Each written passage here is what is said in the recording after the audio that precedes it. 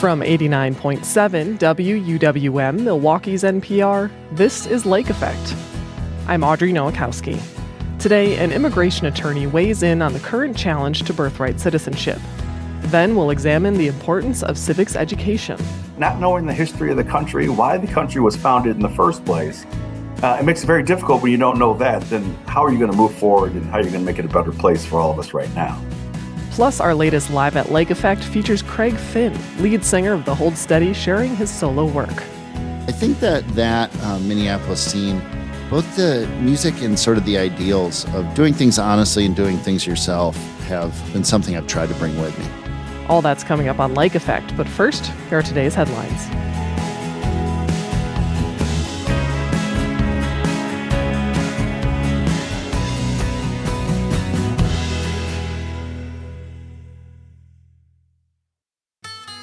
This is Lake Effect from 89.7 WUWM, Milwaukee's NPR. I'm Audrey Nowakowski. Thanks for joining us. We'll start with a new check-in.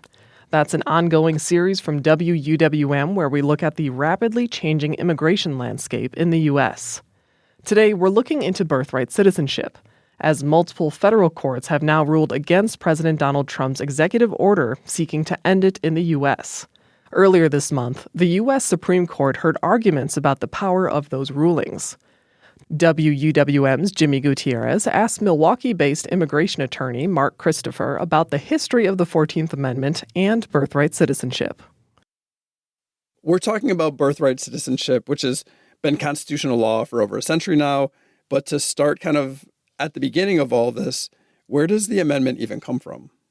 The 14th Amendment was enacted shortly after the Civil War. And the reason they enacted it is because some of these southern states were still not providing basic services or recognizing some of the freed slaves as citizens. So they passed the 14th Amendment, which has a number of provisions. Of them is something called birthright citizenship. In other words, if you are born, and it says quite clearly, if you are born in the United States, you are a citizen of the United States. And again, that was put into place because southern states were attempting to not recognize the freed slaves as citizens for purposes of voting, for purposes of government services, and for other basic rights. And then when do we see that amendment or that language challenged?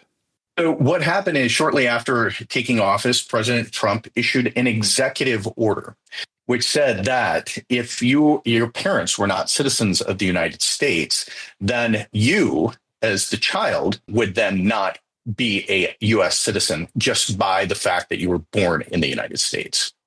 You know, you're getting to how simplistic the language is. Mm-hmm. It says, 14th Amendment, Section 1, all persons born or naturalized in the U.S. and subject to the jurisdiction thereof are citizens of the U.S. and the states wherein they reside. So thinking of that language being pretty clear, what's being challenged, or maybe even better yet, who exactly is being challenged within that executive order? Yeah, so the executive order for individuals who are in the United States who do not have citizenship or maybe are here without legal status. And the provision within the 14th Amendment, or within that clause that you just read, is the clause that says, and subject to the jurisdiction thereof. So I think they're trying to make some type of argument that the individuals who are here maybe without legal status or without citizenship are not subject to the jurisdiction of the United States. But anybody who has read any of the precedent decisions on this 14th Amendment provision and is just familiar with basic jurisprudence or law under the United States knows that whether or not you're here with legal status or you're here on it as a visitor, you're still subject to the jurisdiction and the laws of the United States. So I'm not exactly sure how they're going to get around that. All right, let's talk about the oral arguments that were heard, because I think there was some confusion, myself included, as far as what they're actually hearing. Is it arguments for this executive order, or is it arguments against kind of these rulings from the federal court? So can you break down exactly what happened last week and what the Supreme Court was actually hearing? Yeah, the executive order for the birthright citizenship was a vehicle to take up to the Supreme Court on a different issue.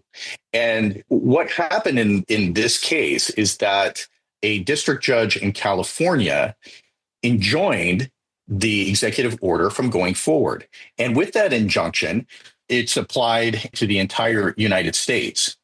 So the issue before the Supreme Court wasn't the constitutionality of the executive order. It was whether or not a single district court can issue a nationwide injunction on an executive order.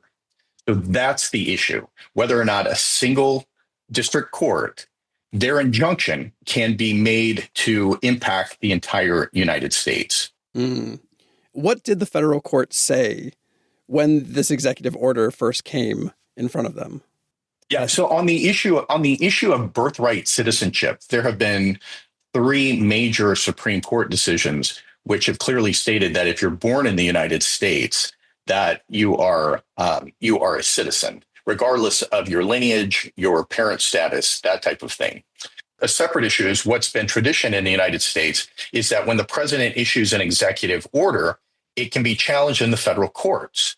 And if a court decides that this is likely going to infringe on some basic rights or that it would likely be found unconstitutional, that court can issue an injunction. In other words, stopping that executive order from taking effect until it makes its way on the merits through the court system. And when there was a lawsuit that was filed, the court indicated that this would seem to be very clearly a violation of the 14th Amendment. And as a result of that, they said they were going to issue a nationwide injunction that foreclosed this executive order from taking effect until it ran its course on the merits. In other words, until that issue could be litigated in the federal courts. So this hearing happens, the justices have their time to speak. What about that kind of back and forth caught your ear as far as what people can expect going forward?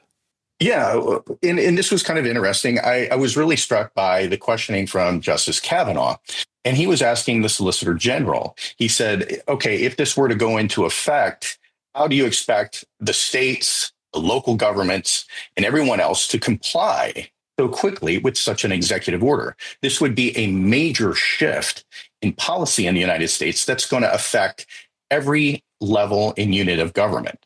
And the Solicitor General indicated basically that it was up to each agency, each state, each local jurisdiction to come into compliance with the executive order. And the other thing that struck me is that the justices asked the Solicitor General, there are so many people that this is going to affect, so many parents that this is going to affect. Why is it not smarter to have a nationwide injunction, let the constitutionality of the issue be decided? And the Solicitor General said that it would be better if each person were to file a lawsuit in each of their jurisdictions and have injunctions, if the courts deem them to be appropriate, district by district, which seems almost absurd when you think about a parent is giving birth to a child. And every parent is supposed to hire an attorney and file a federal lawsuit seeking to enjoin or challenge an executive order. But that's what the Solicitor General seemed to suggest. What are the potential consequences that you could see for the people that you represent or the people that may find themselves in a vulnerable position from a ruling like this?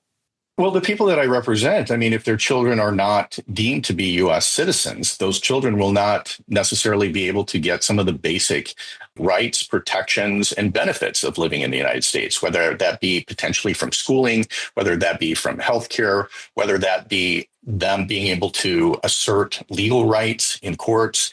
But I think that there's a broader concern in the sense that to what degree are we going to look back and potentially strip people of their citizenship?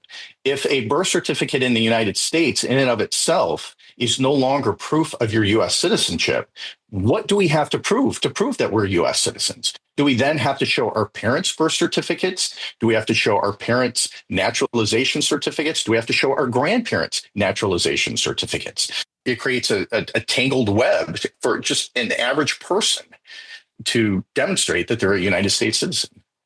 I'm also curious, thinking about just people affected, what are the concerns you're hearing from either clients or peers about this order? Well, obviously, people who have had children in the United States recently are concerned that their children are not going to be recognized as citizens. And with it are some basic protections and responsibilities. They are concerned about that. But here's the other issue. I have had other clients contact me whose parents maybe were not U.S. citizens at the time they were born. They're worried that it's going to impact them or if this executive order, which was enacted in January of 2025, maybe could be expanded and then work retroactively. So it would impact them. So they are scared. And they're asking, what do I need to get from my parents to prove that I'm a US citizen? I have not had clients like this, but I have heard from other attorneys, the individuals who were seeking to have labor induced so they have their children before, or their child before the executive order takes effect. So that's the level of anxiety that's out there as a result of this executive order. And thinking about moving forward, where do we go from here? The Supreme Court just had these hearings listening to the legality of these injunctions, but what happens next? What can people expect? Yeah, so it depends on how the Supreme Court rules on this. If the Supreme Court says, yes, nationwide injunctions on executive orders are unconstitutional, then the executive order may be enforceable in certain districts where the district courts have not enjoined. So in other words, to make it more simple, there might be certain areas in the United States whereby this executive order will become law, at least until the Supreme Court hears the issue, which can be years down the road. I guess we'll just keep our eyes peeled. Mark, thank you so much for helping us try to make sense of such a complicated issue. I hope I did. Thank you very much. Mark Christopher is an immigration attorney. He spoke with WUWM's Jimmy Gutierrez about birthright citizenship for our series, The Check-In, Voices from Milwaukee's Changing Immigration Landscape. This reporting is part of WUWM's commitment to report on the issues our community has told us are most important. We're devoting more coverage to 3 topics: climate change, immigration, and the economy. You can find more of our immigration coverage at WUWM.com.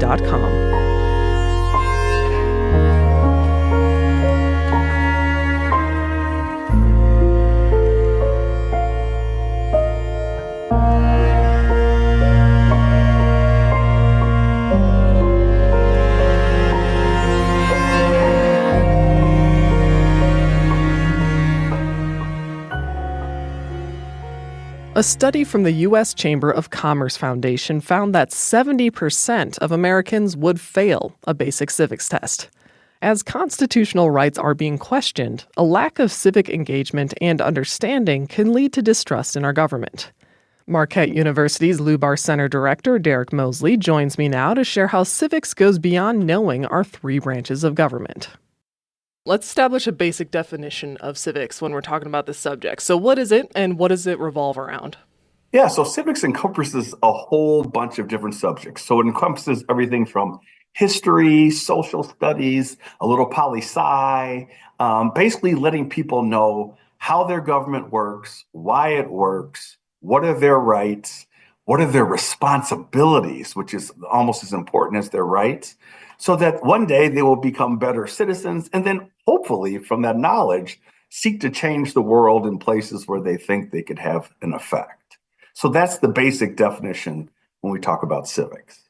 I really like that. It definitely goes beyond legislative, judicial, and executive branches, right? So, and they're all in there, right? That's sure. The little poli-sci part we talk about, but it's history. Part of that study said that they asked people a simple question like, who do we fight in World War II? And they were like shocked that no one knew. And another one was like, they had a multiple choice question of name one thing Benjamin Franklin did.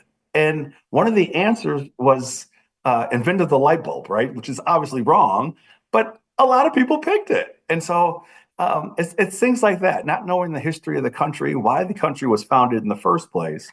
It makes it very difficult when you don't know that. Then how are you going to move forward and how are you going to make it a better place for all of us right now? Exactly. And in general, in America, civics are taught from kindergarten through high school, but then is most likely an elective, maybe one basic course if you choose to not study it further in college. And you being at Marquette Law School, I'm sure you're surrounded by staff and students who perhaps have a better than average understanding of civics. But what are some contributing factors you believe are factors in the decline in civic education and general knowledge? I just thought about this question recently, and I wonder if a lot of it has to do with the fact that it seems like, Audrey, that we are in a continuous political cycle. right? No matter what, we're always talking about politics. Some elections coming up in the next couple of months, all the time. And maybe it's just the fact that people are just tired of hearing about elections all the time, right? We know it's definitely a lack of teachers who are teaching this subject. It's a very specialized subject.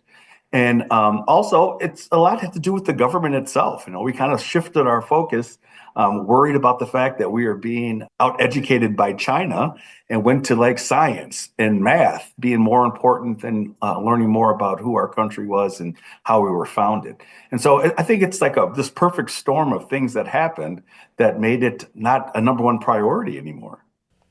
Yeah, and on the note of teachers, as we continue to learn and grow as people, as educators, systems, we are ideally embracing the fact that not all accounts of history are quote unquote correct. There's more than one view, there's more than one perspective. And I think that's been a big challenge in promoting civics education because we have to address that, right, in the way that it was classically taught. Yeah, and you know what? That's good. And it's bad, right? So, for instance, that I'm a student of Black history.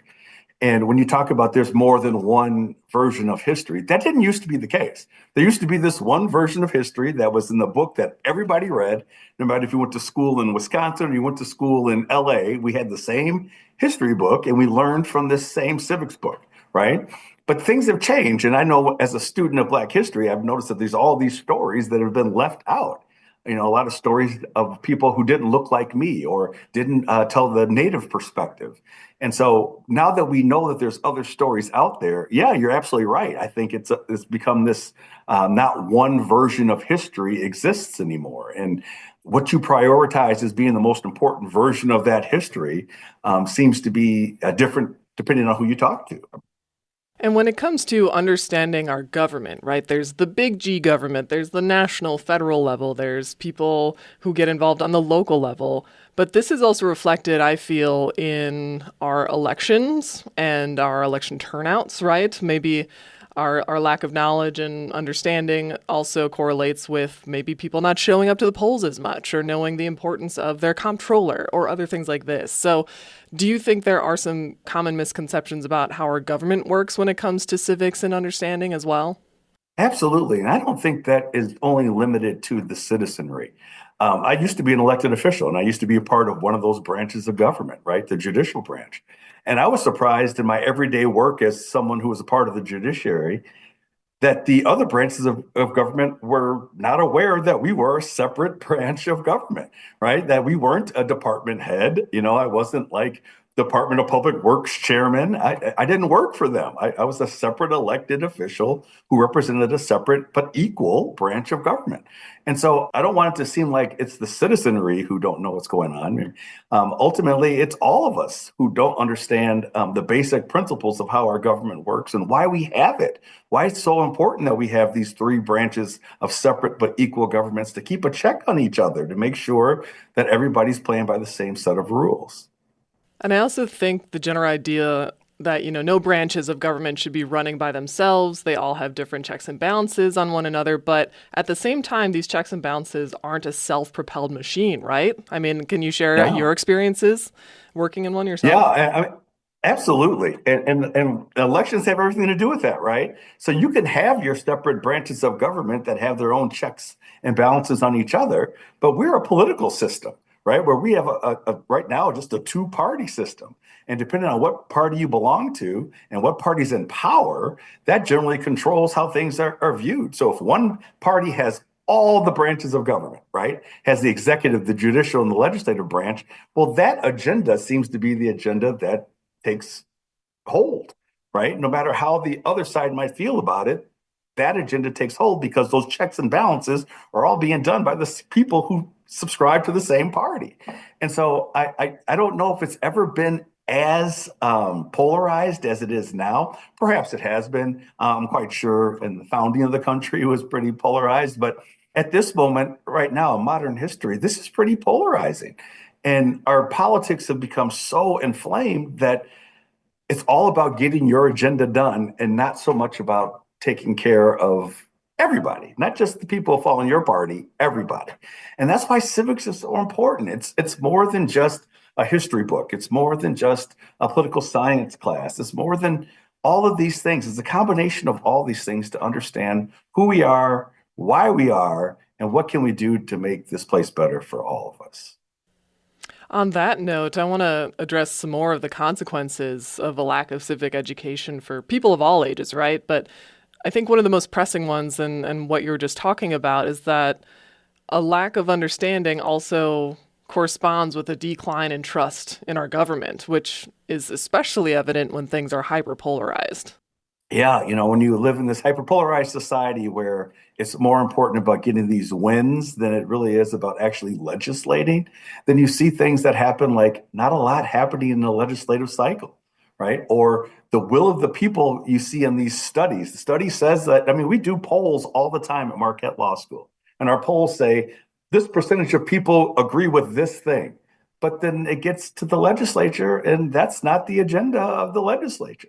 Despite the fact that the vast majority of people feel that way, it doesn't happen. And so when that happens, people get really upset and feel like they're not really part of this system. The system belongs to a group of people who get elected, and they're not part of those people. And so they check out.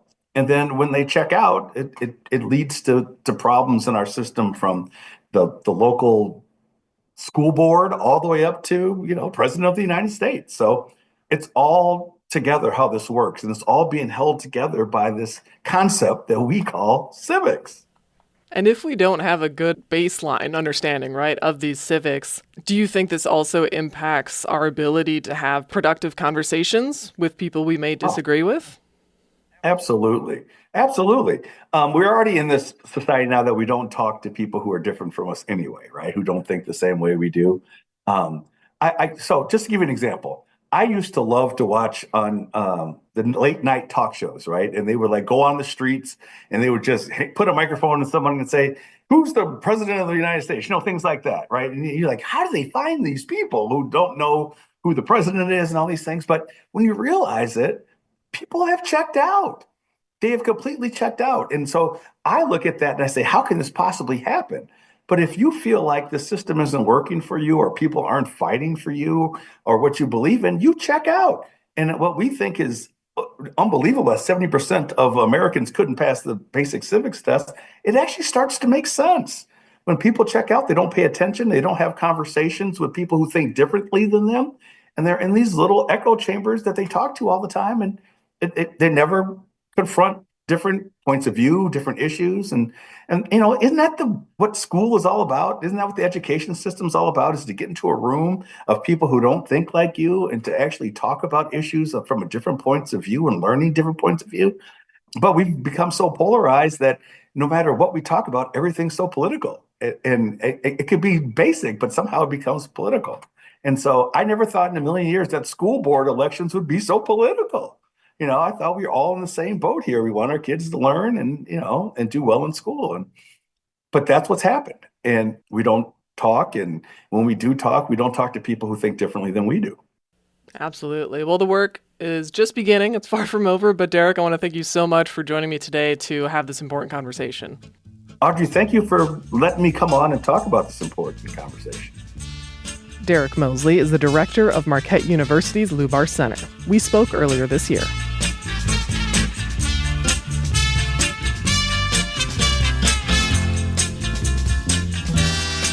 Did you know you can listen to Lake Effect as a podcast? Search for Lake Effect wherever you get your podcasts to download and listen on demand.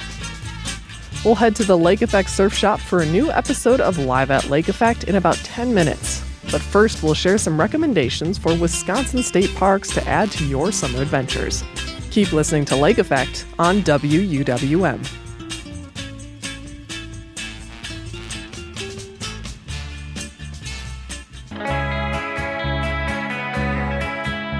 You're listening to Lake Effect on Milwaukee's NPR. I'm Audrey Nowakowski.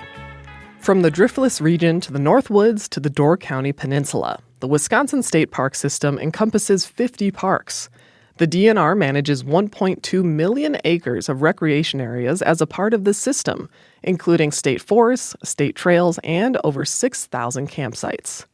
With so much to explore, where do you even start? Well, for recommendations, freelance writer Allie Waters has plenty of suggestions to help you start planning. So there are 50 Wisconsin state parks. So how many have you personally traveled to so far, and how did you get into the outdoors and all the activities that this can encompass? I have always had a love for the state parks. And as a child, my family, we all used to kind of pile into our minivans and we would go to different destinations around Wisconsin.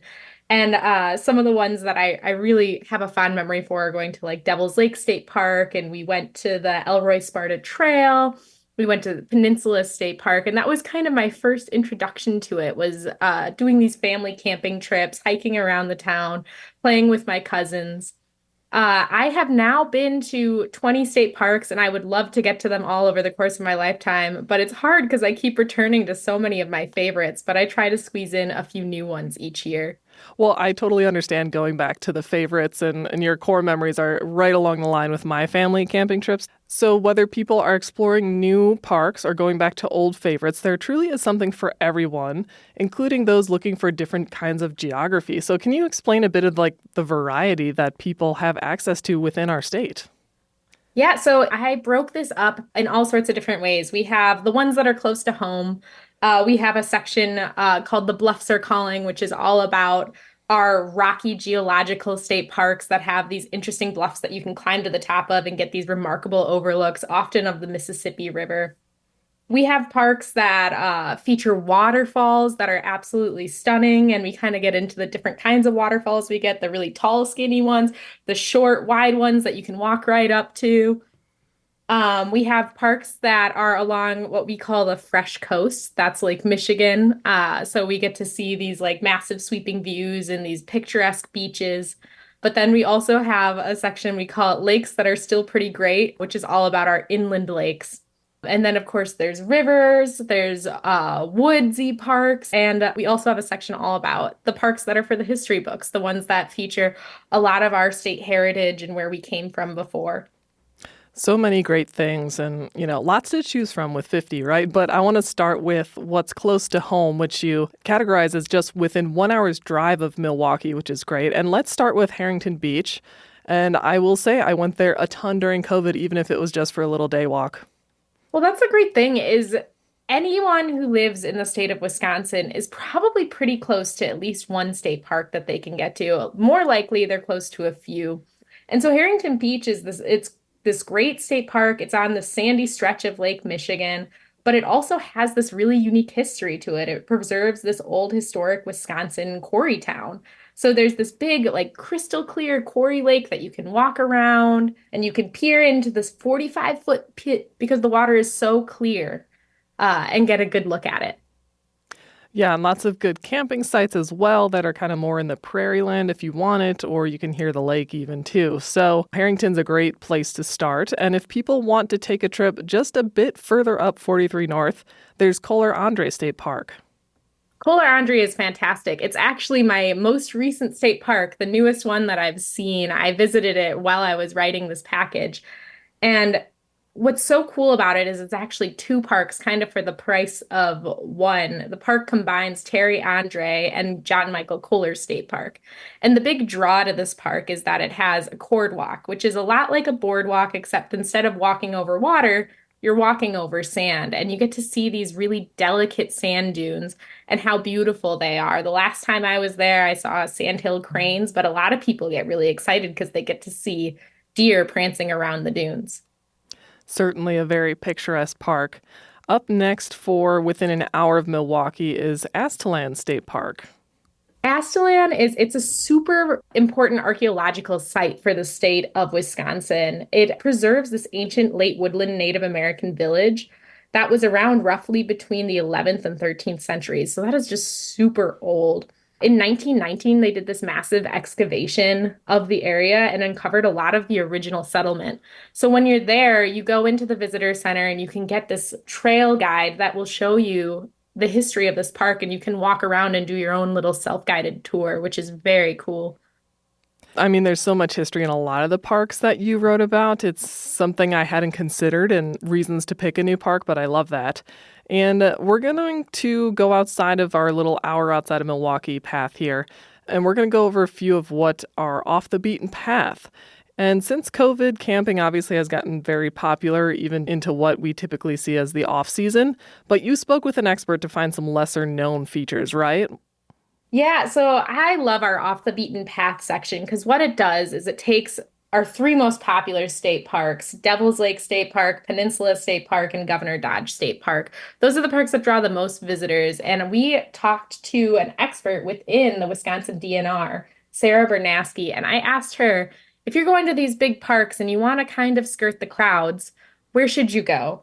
And she gave us some great advice. So for Devil's Lake State Park, she talks about the fact that they just added a new trail there that is still a little lesser known that you can hit.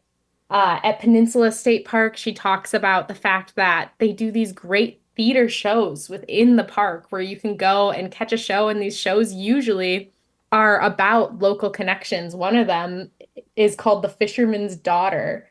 And that one tells the story of two sisters in early Fish Creek who are dealing with what happens when the land that they live on gets turned into Peninsula State Park. And then Governor Dodge State Park, she offers up this great trail that actually leads you to a cave, and she makes a point to recommend that you should bring your flashlight so that you can see inside. Yeah, a cave exploration sounds like a ton of fun and something different to do while you're hiking. And let's go to the Chain of Lakes area of Waupaca, Wisconsin, to Hartman Creek State Park next. Yes, I remember the first time I went to Hartman Creek State Park. I had no idea what I was stepping into, and it has since become one of my absolute favorites. What it is it's part of the Chain of Lakes, which means these lakes, which are all spring fed, are all interconnected. And so what you can do is you can rent a kayak, or you can bring your own, or a paddleboard or a canoe or whatever suits you. And you can basically do a little paddle trail through these different springs. And the real finale is if you end at Marl Lake. This lake is an unbelievably, like almost surreal, crystal clear blue lake that when you see it, you'll realize how spectacular it is. And so after you've worked up your sweat from paddling, you can jump in and take a dip, and you'll see tons of people just floating in their life preservers or swimming free and having a ton of fun taking a break from their boating. I love the picture that you put there in my head. So we've been talking about a number of different state parks, but I want to give some love and a shout out to our first state park ever, and it's called Interstate Park. Can you share a bit more about the history there? This was a really fun surprise to learn when I was writing about the state park feature, because the first thing that I thought to myself was, why do we have a state park system? Why is it so big? How did we get so much of this land protected? And one thing that I learned in the process is that Wisconsin was one of the very first states to even consider a setup like this. We started talking about the Wisconsin state park system really early on. In 1878, the Wisconsin legislature approved the protection of what was then called the state park, one of the first of its kind in the country. But it wasn't until 1900 that that really came to fruition. And the state park would eventually become Interstate State Park. And that also led to the founding of our Wisconsin state park system, which is such an incredible undertaking. We have so much protected land in our state. That is really amazing and something we take for granted in our own backyard. And hopefully with this guide, it's a good starting point for people to get out, whether they're regular campers or just want to find something new in a day trip. But I want to end our conversation with one of your all-time favorite state parks, which is Rock Island. So why is this one of your tried and trues? Rock Island State Park is it's like nothing you've ever done. So you go, everyone knows about Door County, people go to Peninsula State Park. But if you drive all the way to the tip of Door County, you have to go past that really famous curved road. You'll get to a dock and you'll have to take a car ferry over to Washington Island, which is another really beautiful island. If you go there, you should stop at the lavender fields. But you take your car, you go to another pier, and you ditch your car and you get on a person ferry and you head to Rock Island State Park. Once you get to that island, there are no cars there. It's just people. You have to walk everywhere you go. You're likely going to camp there, but it's quiet like you've never heard, because when are you anywhere where there are no cars? And it's just super beautiful and spectacular. You can hike the whole park in a day, but it still feels remarkably big. But you get to experience the whole thing very well. It's a wonderful park. I highly recommend it. I'll have to add that to my list. Well, Allie, thank you so much for joining me today to talk about some of the gems in our state park system. All right. Thank you for having me, Audrey. It was great talking about them. Allie Waters is a freelance writer, and we spoke last summer.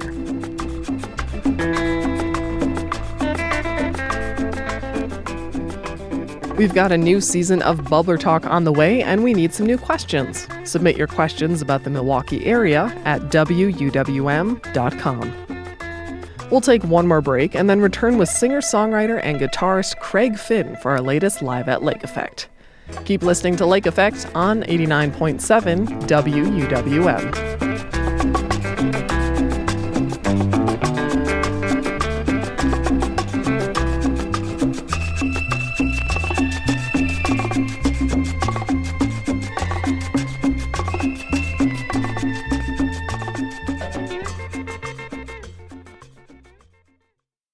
This is Lake Effect on 89.7 WUWM. I'm Audrey Nowakowski. Live at Lake Effect is our music series featuring local and nationally touring artists performing in the Lake Effect Surf Shop in Shorewood, Wisconsin. We brought the Lake Effects together, along with Visionary Studios, to showcase musicians once a month through an interview with the band exclusively on Lake Effect, plus filmed performances. This episode features singer, songwriter, and guitarist Craig Finn, who you may know best as the singer of the Hold Steady. Today, he's joining us in the surf shop to share songs from his recent solo record, Always Been. Here's Craig introducing the first track of the album. Hey, I'm Craig Finn. This is my friend Nelson Devereaux, and this is the first song on my new album. My album's called Always Been, and this song is called Bethany. It goes like this.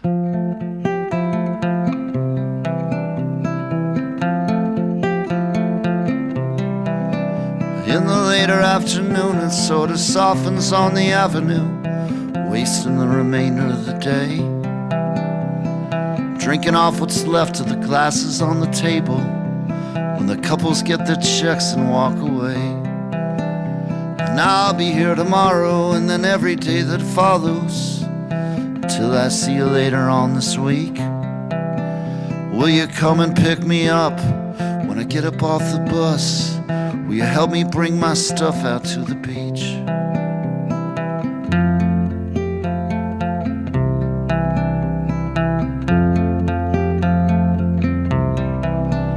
When we met, I was the reverend.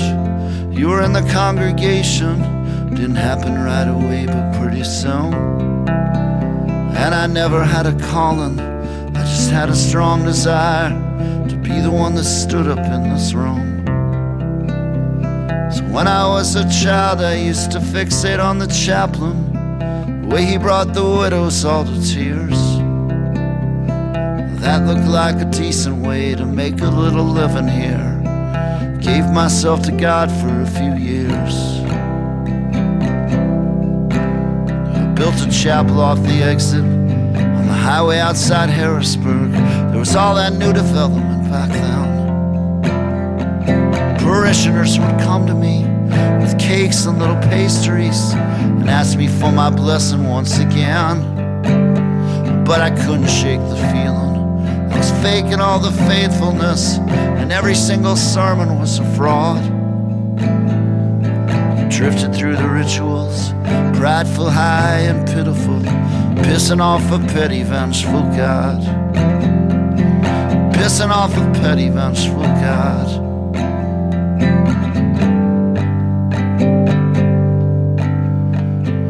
Parents are both ancient now. I'm staying at their summer house, clear out on the weekends when they come. To my sisters with their daughter on the fringe of Philadelphia, with their skinny cigarettes and snapping gum. But I'm grateful for the place to stay. I'm caddying on Saturdays. The money's not as good as it was when we were teenagers. Walk back from the golf course, cut through a couple backyards, but I try to keep my eyes pointed heavenward. In another prior life, the Reverend and his wife were sitting in the kitchen making plans, unaware of all the mess, the pressure in the flesh is capable of making in a man. And I never really fell 'cause I was never quite convinced. But I must admit I miss all the simplicity of a woman and a man. Though I also understand the reasons you no longer want to be with me. Now I can see why you no longer want to be with me.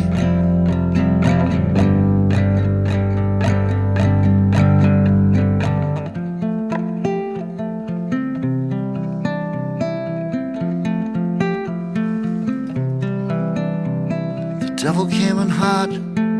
Someone called the cops.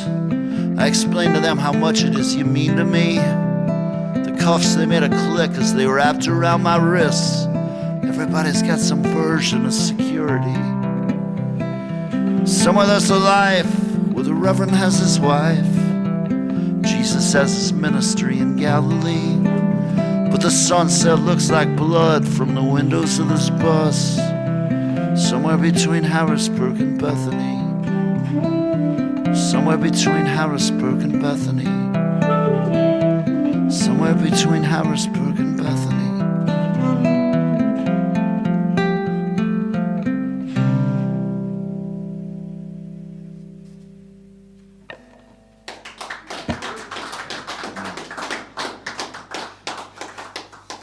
Hi, this is Audrey Nowakowski from Lake Effect on WUWM, Milwaukee's NPR. We're here at the Lake Effect Surf Shop in Shorewood, along with Milwaukee musician and Live at Lake Effect co-producer Trapper Shep. Hey, Trapper. Hey, Audrey. It feels so right today to have Craig Finn here in this Midwestern surf shop, a singer-songwriter whose roots are in the Midwest, but is taking a California twist with his new album. So let's start by talking about that, Craig. Can you tell listeners where you're originally from and how that shaped the identity of you and your band, The Hold Steady? Yeah, I'm originally from Minneapolis, Minnesota, and I've lived in New York City for 25 years, since the year 2000. But I grew up in Minneapolis and very much consider myself a Minnesotan. I think one of the main ways that it influenced me musically growing up in Minneapolis was I was well-timed for a great part of the Minneapolis music scene. And the first bands I went to go see were The Replacements, Husker Du, Soul Asylum. And those three bands especially made me want to be in a band, and also kind of formed like my sonic identity of what I think a great rock and roll band should sound like. I'm currently on tour with Bob Mould, who was the guitar player and singer in Husker Du. So lately it's been a real full circle moment that I've been really in touch with. But I think that Minneapolis scene, both the music and sort of the ideals of doing things honestly and doing things yourself, have been something I've tried to bring with me.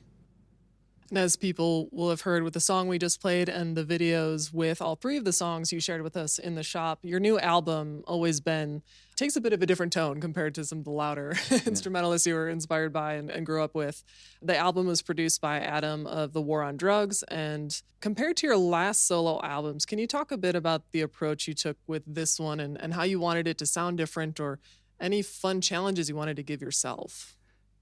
Yeah, so this record, Always Been, I kind of felt like it was time to make a change in the producer chair, if only because I'd made, between The Hold Steady and my solo work, I'd made 7 albums in a row with the same producer, Josh Kaufman.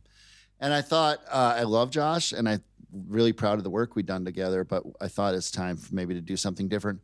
I asked my friend Adam Granderseal from The War on Drugs if he wanted to produce it. He had apparently produced one band a while back, but to my knowledge, he hadn't produced anyone, and I thought it might be interesting. Adam goes on this like sonic journey when he writes. He kind of a journey of sound. He keeps recording music and adding to it and taking it away.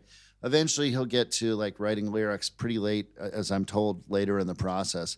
And I'm the exact opposite. I have like 1 or 2 chords and 3 pages of lyrics. So I thought maybe we'll meet in the middle as an interesting experiment. And I'd always wanted to make a record in Los Angeles. Some of the press around this record said like it's kind of an LA record in sound.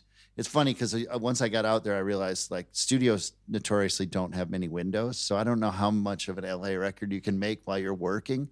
But the drive to and from certainly was very LA. And, it ended up being a different sound. I think Adam brought a lot of the sonics to it. It remained a direct record, but Adam really helped me work on the sonics of it all to create something that sounded new compared to my other records. Speaking of LA, the album cover of Always Been may look familiar to some, as it's the same freeway that Randy Newman stood on for his album Little Criminals, and it features you in the dapper suit that you're wearing today. Yeah. So you can check that out in the videos on our YouTube. But can you talk about how songwriters like him inspired this album?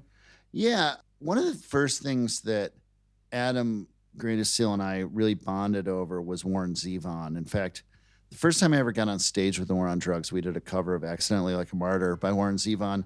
And we sort of talked about that sensibility, that kind of California songwriter sensibility. People like Randy Newman, Warren Zevon, Jackson Browne, even, I guess, in some sense, Tom Petty has some LA vibes. And the directness I was talking about, I think about Petty a lot. But I think that those, Zevon, Petty, Newman, was something aesthetically that we could hear. And some of the use of piano, for instance, or I don't know, some of the vibes. And one of the things that I love about all those songwriters is they're sometimes, not always, but sometimes funny.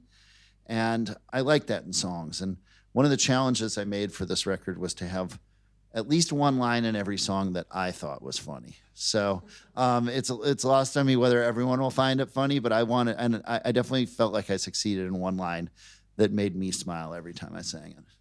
Can we give listeners a preview of that line to listen for? I mean, it depends on what song, but let's see. On the first song on Bethany, I thought it was funny when he says that he's caddying, but the money's not as good as it was when they were teenagers. I thought that was funny to me. And as you introed these three songs, there was the comment thread. You're like, oh, it's about the same person. So the narrative running through Always Been is about a priest who's struggling with his faith. How did this inform the rest of the record? What's kind of the through line? What inspired you to latch onto a central character? So I wrote the first song on the record, Bethany, which I played first here. It was the first song I wrote for this record. It's the first song we recorded. It was the first song I showed Adam when I started showing him songs.